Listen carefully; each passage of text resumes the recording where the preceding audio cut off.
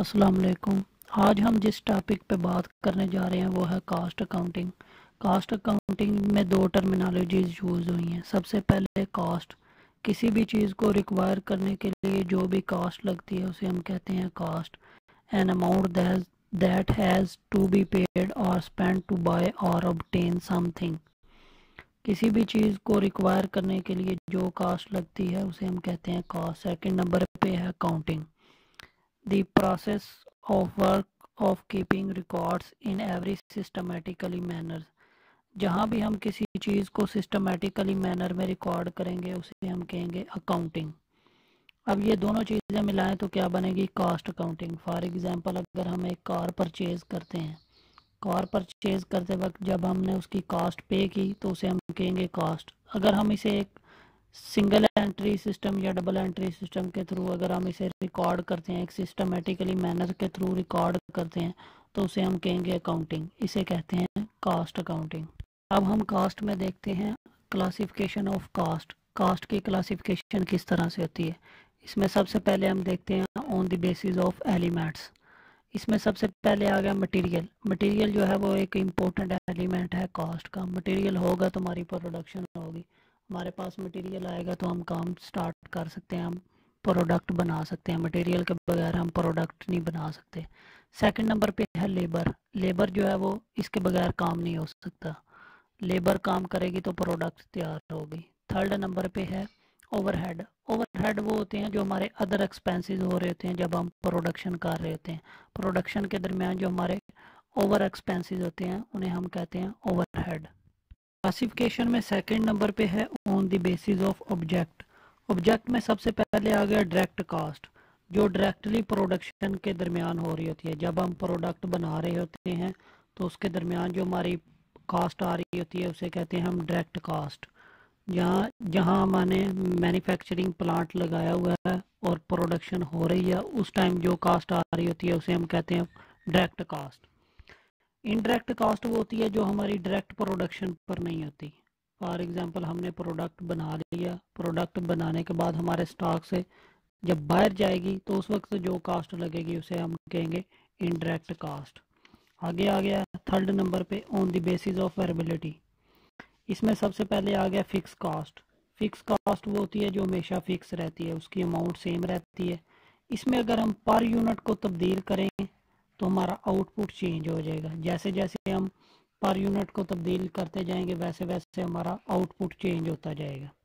Second number पे आ गया variable cost. Variable cost जो है वो तब्दील होती रहती है, इसमें वेरी करती है। इसमें पर यूनिट जो है वो सेम रहता है। अगर हम आउटपुट चेंज करेंगे तो हमारा पर यूनिट तब्दील होगा, अदरवाइज पर यूनिट हमारा सेम रहेगा। उसके बाद आ गया semi variable cost. Semi variable cost जो है उसमें जो एक खास लेवल होता है वहाँ तक ये सेम रहती है कास्ट। एक खास लेवल तक कास्ट जो है वो सेम रहती है। अगर आप फिर एक खास लेवल के बाद अगर आप कास्ट को बढ़ाते हैं तो ये इसका लेवल चेंज हो जाएगा सेमी वेरिएबल कास्ट में। नंबर 4 पे है on the basis of controllability. सबसे पहले आ गया कंट्रोलेबल कास्ट। कंट्रोलेबल कास्ट वो होती है जिसे हम कंट्रोल कर सकते हैं। फॉर एग्जांपल, एक प्रोडक्ट को हमने बनाने के लिए जो एस्टीमेट लगाया था, अगर उस एस्टीमेट में प्रोडक्ट बन जाती है तो उसे हम कहेंगे कंट्रोलेबल कास्ट। अनकंट्रोलेबल कास्ट वो कास्ट होती है जो हमारे हाथों में नहीं होती, जिसे हम कंट्रोल नहीं कर सकते। फॉर एग्जांपल, अगर हमने एक प्रोडक्ट का एस्टीमेट कास्ट ये बताई थी तो उससे अगर बढ़कर कास्ट लग रही है तो उसे हम कहेंगे अनकंट्रोलेबल कास्ट। 5 नंबर पे है on the basis of normality. इसमें सबसे पहले आ गया नॉर्मल कास्ट। नॉर्मल कास्ट वो होती है जो हमारी डेली बेसिस पे कारोबार में हो रही होती है। जब बिजनेस रनिंग फार्म में जा रहा होता है तो जो डेली के एक्सपेंसेस होते हैं उसे हम कहते हैं नॉर्मल कास्ट। अब नॉर्मल कास्ट वो होती है जो हमारी गलतियों की वजह से होती है, हमारी किसी एक्टिविटीज़ की वजह से चार्ज होती हैं, उसे हम कहते हैं अब नॉर्मल कास्ट। नंबर 6 पे है on the basis of cash outflow. इसमें सबसे पहले है एक्सप्लिट कॉस्ट। वो होती है जो आउटसाइड पेमेंट हमने करनी होती है। आउटसाइड पेमेंट कॉस्ट को हम एक्सप्लिट कॉस्ट कहते हैं। इसमें हमने बैंक लोन्स, शेयर्स की पेमेंट्स और अदर जो शेयर होल्डर्स की पेमेंट को अदा करना होता है उसे हम एक्सप्लिट कॉस्ट कहते हैं।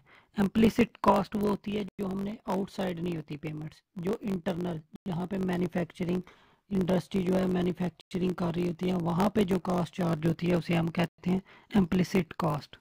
नंबर 7 पे है on the basis of decision making. इसमें सबसे पहले आ गया रेलिवेंट कॉस्ट। रेलिवेंट कॉस्ट वो होती है जो हमारी डिसीजन मेकिंग में हेल्प कर रही होती है, जो हमारे डिसीजन में हमें हेल्प करती है, उसे कहते हैं रेलिवेंट कॉस्ट। इसमें एग्जांपल के तौर पर आप कह सकते हैं अपॉर्चुनिटी कॉस्ट और मार्जिनल कॉस्ट, ये हम दोनों हमारी जो है वो डिसीजन मेकिंग में हेल्प कर रही होती हैं। इरेलीवेंट कॉस्ट वो होती है जो हमारी डिसीजन मेकिंग में हेल्प नहीं करती, जो हमारे डिसीजन लेने में प्रॉब्लम क्रिएट करती हैं, जिससे हम क्विक जो है वो कॉस्ट मैयर नहीं कर सकते, इसे हम कहते हैं इरेलीवेंट कॉस्ट। इरेलीवेंट कॉस्ट की एग्जांपल आप कह सकते हैं संक कॉस्ट। संक कॉस्ट से हम हमारी डिसीजन मेकिंग जो है उसमें हेल्प नहीं होती, इसे कहते हैं इरेलीवेंट कॉस्ट। नंबर 8 पे हम देखते हैं on the basis of functions.